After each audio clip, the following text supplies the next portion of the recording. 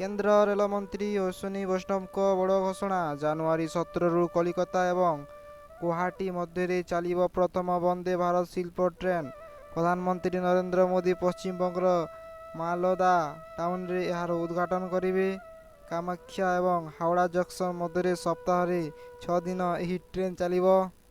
मंत्री कहवानुजाई 6टी नूतन अमृत भारत एक्सप्रेस मध्य आरंभ होब। गुरुवार दिल्ली रे अनुष्ठित विशिष्ट रेल सेवा पुरस्कार उत्सव रे जोगदे अश्विनी वैष्णव कहते जे 2026 रे भारतीय रेलवाई एक बड़ परिवर्तन आणिब।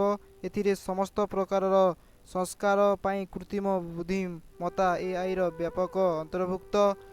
रेलमंत्री कहते रेलवाई रे प्रजुक्ति विद्या एवं नवसृजन को प्रोत्साहित करने पाई एक नूतन संरचनात्मक पद्धति ग्रहण करा जिवो। एही उद्देश्य रे एही प्रजुक्ति विद्या नवसृजन पोर्टाल आरंभ करा जिवो। रक्षणाबेक्षण कार्यकलाप पाई एआई को व्यापक भाव में व्यवहार करा जिवो। थर्ड एसी वंदे भारत शिल्प ट्रेन पाई भड़ा 2300 स्थिर करा जायछि। सेकेंड एसी भड़ा 3000 रहिबो। फास्ट एसी भड़ा प्राय 3600 धार्य करा जिवार प्रस्ताव अछि।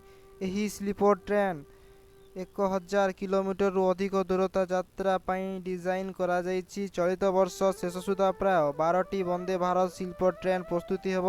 डिसेम्बर 30 तारिख रे एही ट्रेन रो एक परीक्षामूलक प्रदर्शन करा जायतिला। कोटा नागदा रेल ट्रैक रे ट्रेन टी घंटा प्रति 180 किलोमीटर बेगरे गति करितिला। लोको पायलट ट्रेन भितरे 4 ग्लास पानी रखिथिले एवं ट्रेन टी द्रुत बेगरे चलिथिले मध्य ग्लास रु तले पानी पड़ी नथिला। वंदे भारत शिल्प रे उन्नत सुरक्षा वैशिष्ट्य उन्नति सस्पेंशन सिस्टम एवं विश्वस्तरीय स्लीपर कोच रही। रेलमंत्री कहते जे गुवाहाटी हावड़ा रूट रे विमान भड़ा साधारणतः 6000 रु 8000 पर्यंत होता है। केतेक समय 10000 पर्यंत पहुंची थाए। एही समय रे गुवाहाटी रु हावड़ा पर्यंत वंदे भारत शिल्प थर्ड एसी भड़ा 2300 रखा जायछि। यहाँ आज किसी अपडेट जदि वीडियो भल लगी चैनल को सब्सक्राइब करते धन्यवाद।